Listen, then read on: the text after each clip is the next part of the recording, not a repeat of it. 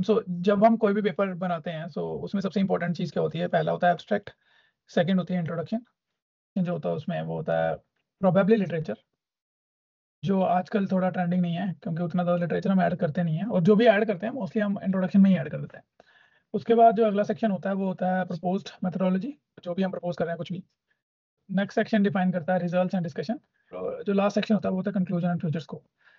सो आज हम जो मतलब ये बाकी चीज़ें प्रोबेबली हम अभी डिस्कस नहीं करेंगे, मे बी लिटरेचर और ये दो चीज़ें डिस्कस कर सकते हैं, but let's start with introduction. अब बेसिकली क्या है, इंट्रोडक्शन को अलग अलग पैराग्राफ्स में डिफाइन कर लेते हैं। तो 5 पैराग्राफ्स यूज करेंगे। इसमें फर्स्ट में हम लिखेंगे बेसिक, जो बिल्कुल बेसिक होगा उसके रिलेटेड, क्या है क्या नहीं है। फॉर एग्जांपल अगर हम पीएसओ लिख रहे हैं तो पीएसओ के बारे में, व्हाट इज पीएसओ, या डी लिख रहे हैं तो क्या है डी, क्या है क्या नहीं है। कोई भी फील्ड होगा ना, कुछ भी होगा, तो हम पहला पैराग्राफ में सीधा ये डिफाइन करेंगे कि क्या है क्या नहीं है। सेकंड पैराग्राफ मोस्टली डिफाइन करेगा लिटरेचर, उसके रिलेटेड। तो इस लिटरेचर में क्या होता है, अब क्या कर सकते हैं हम, लिटरेचर को भी 2 पैराग्राफ में डिफाइन कर सकते हैं। पहले पैराग्राफ में हम बेसिक लिटरेचर देंगे, कैसे ये technique I, how how it started, ठीक है। और उसके बाद पास्ट ट्रेंड्स क्या थे, पास्ट ट्रेंड्स, और करंटली क्या चल रहा है। तो ये जैसे अब इसको लिटरेचर में ही आ सकता है। तो इसके हम 2 भी पैराग्राफ बना सकते हैं, 3 भी बना सकते हैं। पहले पैराग्राफ में हम ये लिख देंगे कि क्या आ रहा है, दूसरे पैराग्राफ में हम ये लिख देंगे कि पास्ट टेंस के थे, और थर्ड पैराग्राफ में क्या आ रहा है कि करंटली क्या गोइंग ऑन, अगर हम लिटरेचर इंट्रोडक्शन में लिख रहे हैं तो। या हम सिर्फ एक ही पैराग्राफ बना सकते हैं होल, जिसमें हम पहली 3-4 लाइनें या 5 लाइनें, 4 to 5 लाइन्स उसके बारे में, मतलब हर एक स्टेप के बारे में। तीसरा पैराग्राफ हमने डिफाइन करना है कि ड्रॉबैक्स क्या हो उस टेक्नोलॉजी के, जो जो भी हम काम करें, ड्रॉबैक्स ऑफ एग्जिस्टिंग। तो बेसिकली क्या रीजन, इसका रीजन है क्योंकि मोस्टली क्या होता है कि जो जब हम पेपर को लिखते हैं, या जब पेपर कोई तीसरा बंदा पढ़ता है, फॉर एग्जांपल एक रिव्यूअर पढ़ रहा है, तो उसको पता होना चाहिए कि इस पेपर को लिखने के लिए मोटिवेशन क्या थी, ठीक है। तो मोटिवेशन हमें तभी मिल पाएगी अगर अगर हमें ये पता होगा कि उस पेपर के उसके उस काम के रिलेटेड जो है वो ड्रॉबैक्स क्या है, ठीक है ना। तो व्हेन देयर आर ड्रॉबैक्स, तभी ही हम बता सकेंगे कि हाँ यार हमें इस चीज़ की ज़रूरत है। तो जो ड्रॉबैक्स है ना, वही हमारी मोटिवेशन बन जाएंगे नए काम के लिए। तो फोर्थ जो है वो होना चाहिए मोटिवेशन बिहाइंड द प्रपोजल, ठीक है। ड्रॉबैक्स में हम पूरा लिखेंगे कि क्या प्रॉब्लम्स थी पहले वाले एल्गोरिदम्स में, उनमें क्या मुश्किलें आई जो नए एल्गोरिदम की जरूरत पड़ी। मोटिवेशन बिहाइंड द प्रपोजल में आ जाएगा कि हम what we are going to do,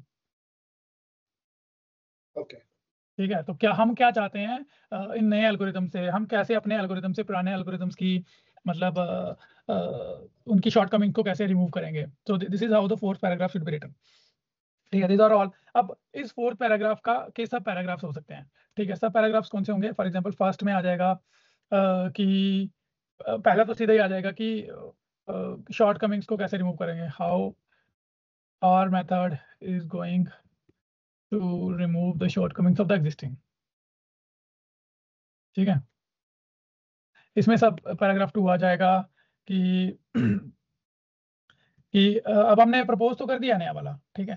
तो हम testing of the proposed algorithm of the proposed strategy, हम उसको किस पे लगा रहे हैं। For example in are case हम जैसे सी बेंचमार्क्स पे लगाते हैं 2017, सी 2014, या कोई भी, ठीक है।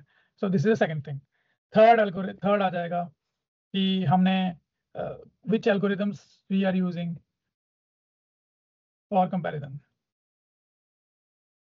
कौन से। फॉर एग्जांपल अगर डीई के साथ कंपेयर कर रहे हैं तो डीई के टॉप वेरिएंट्स ऑफ डीई, ठीक है। तो ऐसे, तो या अगर पीएसओ के कर रहे हैं तो टॉप वेरिएंट्स ऑफ पीएसओ, या कोई भी चीज़ हम यूज़ कर रहे हैं तो उसके जो अभी रिसेंटली करंट ट्रेंड में जो सबसे अच्छे चल रहे हैं उनके हिसाब से अगर हमारा जो है वो कहाँ परफॉर्म कर रहा है, ठीक है। अब जरूरी नहीं है कि हमारा सबसे बेस्ट होना चाहिए, बट ये होना चाहिए कि हमारा कंपिटेटिव होना चाहिए। क्योंकि फॉर एग्जांपल अगर डीई पे रिसर्च चल रही है और कोई एल्गोरिथम डीई पे प्रपोज हुआ है बहुत टाइम पहले से, लाइक उस पर बहुत ज़्यादा काम हो चुका है, और हम कुछ नए एडिशंस प्रपोज कर रहे हैं, तो जरूरी नहीं है कि हमारा जो है वो बेस्ट ऑफ द बेस्ट होना चाहिए, बट हमारा उतना कंपिटेटिव होना चाहिए कि वो रिसेंट एल्गोरिथम्स के साथ कंपैरेटिव रिजल्ट है, ठीक है।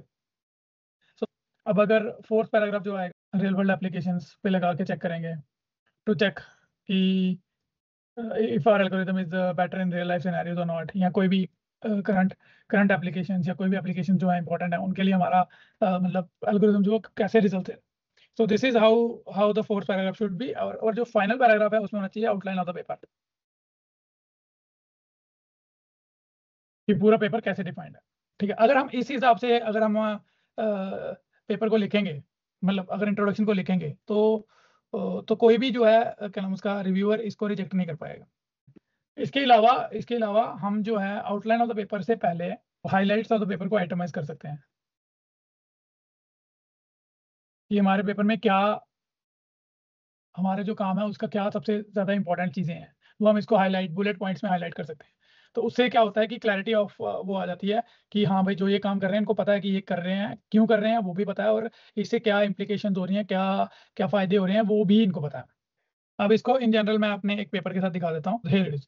अब हम इंट्रोडक्शन देखो, पहले हमने बेसिक के बारे में बताना है कि ऑप्टिमाइजेशन क्या होती है, उसकी डोमेन क्या है पहले पैराग्राफ में, और ये पहला दूसरा पैराग्राफ ऑलमोस्ट, और दूसरे पैराग्राफ में उसके लिटरेचर के बारे में बताया कि कौन से एल्गोरिदम्स हैं, रिसेंटली कौन से प्रपोज हुए हैं। ये दूसरा जो थर्ड पैराग्राफ इज सब part of the second paragraph, because इसी में हम लिटरेचर के बारे में बता रहे थे, और अलग अलग टाइप के एल्गोरिदम्स होते हैं, क्योंकि क्या बोलते हैं उसको, ह्यूमन बेस्ड होते हैं, एवोल्यूशन बेस्ड होते हैं, स्वार्म बेस्ड होते हैं, फिजिक्स बेस्ड होते हैं। तो हमने जो सेकंड पैराग्राफ को उसको मल्टीपल पैराग्राफ्स में डिफाइन कर लिया, दो पैराग्राफ में हो गया। तो this is some literature here and some literature in the third paragraph. ठीक है, तो उसके बाद आ गया, अब हमने क्या लिखा था, नेक्स्ट नेक्स्ट स्टेप था हमारा कि हमने थर्ड थर्ड पैराग्राफ में कौन था, ड्रॉबैक्स ऑफ द एग्जिस्टिंग। ठीक है, अब ड्रॉबैक्स ऑफ द एग्जिस्टिंग ये आ गया।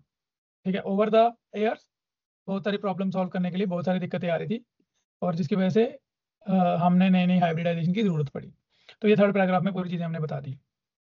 उसके बाद आ गया अगला अगला अगला क्या था कि we have to define the motivation, और हमारा जो है व्हाट इज गोइंग ऑन, हमारा क्या है, हम क्या करने वाले हैं। तो उस पैराग्राफ के लिए हमने देखो हमने बोला कि हमने ये एल्गोरिदम प्रपोज किया, और इनको और ये वाले एल्गोरिदम्स यूज करके किया।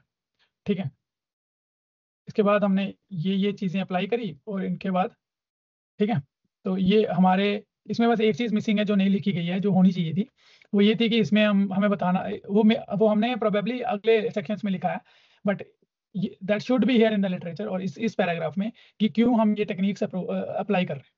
ठीक है, तो it gives more clarity to the reviewer, to the general audience कि कैसे हमने इस पेपर को लिखा है और कैसे इट शुड बी। ठीक है, और आगे आगे वो इस पेपर से क्या एक्सपेक्ट करें और क्यों इन मॉडिफिकेशंस को प्रपोज किया गया। ठीक है, तो this is how the fourth paragraph has been written. अब इसके बाद मैंने क्या बताया था, फोर्थ पैराग्राफ के सब पार्ट्स होंगे। ठीक है, कि हमने उनको किसके साथ अप्लाई किया है, फिर कौन से एल्गोरिदम्स यूज किए कंपैरिजन के लिए, और रियल वर्ल्ड एप्लीकेशन अगर कोई लगाई है तो नहीं लगाई है तो उसके बारे में। तो हमने क्या किया अगले पैराग्राफ में, तो this is the sub part of सब पैराग्राफ ऑफ फोर्थ पैराग्राफ, जिसमें हमने बताया कि कौन से प्रॉब्लम्स यूज किए हैं। ये देखो CC 2014 यूज किया, और उसके लिए हमने ये एल्गोरिदम्स यूज किए हैं कंपैरिजन के लिए। फिर CC 2019 यूज किया, और उसके हमने ये एल्गोरिदम्स कंपैरिजन के लिए यूज किए। ठीक है, उसके बाद हमने उसका एक और सब पैराग्राफ बनाया, जिसके हमने बताया कि constant engineering design problems use किए हैं, और उसके लिए हमने ये एल्गोरिदम यूज किए हैं।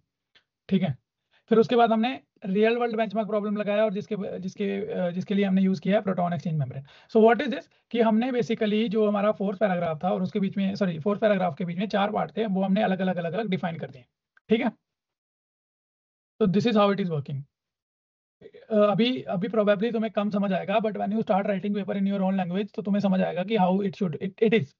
उसके बाद हमने क्या किया, हमने आइटमाइज कर दिया कि ये थोड़ा सा डिटेल से कि हमने आइटमाइज कर दिया कि हमने क्या क्या हमारे पेपर की जो वो है, मतलब मोस्ट इंपॉर्टेंट थिंग्स। तो देखो हमने पीछे उस पैराग्राफ में नहीं डिफाइन किया था, बट यहाँ पे देखो हमने ये डिफाइन कर दिया कि इस चीज़ से क्या हो रहा है।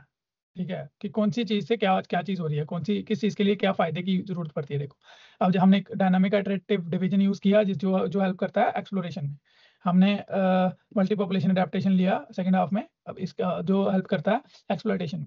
तो ये सारी चीज़ें हमने ऐड करी हुई हैं इसके बीच में। तो we need to define actually कि अगर हम कोई भी चीज़ प्रपोज कर रहे हैं तो वो क्यों कर रहे हैं, और उसका बेसिक इम्पैक्ट क्या होगा लॉन्ग टर्म।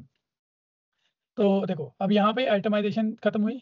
ये देखो हमने आइटमाइज किया था इससे पहले फोर्थ पैराग्राफ में कि हाँ भाई हमारे क्या क्या चीज़ थी क्या क्या नहीं थी। उसके बाद हमने फाइनल पैराग्राफ में दे दिया आउटलाइन ऑफ द पेपर कि रेस्ट ऑफ द पेपर कैसे ऑर्गेनाइज्ड है, और हम उस आउटलाइन को, ये देखो पूरे पेपर का जो हमारा वो है कि क्या पेपर कैसे चल रहा है, वो इसके बीच में बताया। सो this is how how you should write it. ये मैं 5 पैराग्राफ्स इंट्रोडक्शन के लिए मैं ये ग्रुप में भी डाल देता हूँ। तो प्रोबेबली ये सबसे आसान तरीका है, और अगर इसी पैटर्न को फॉलो करोगे तो तुम्हारा पेपर कभी रिजेक्ट नहीं होगा, क्योंकि before you send it you should analyse कि मेरे पेपर में क्या क्या मिसिंग है। अगर वो चीज़ हमें मिसिंग लग रही है तो ऑब्वियसली वो रिव्यूअर को, एडिटर को भी मिसिंग लगेगी। तो यू हैव टू डिफाइन कि what is there and what is not.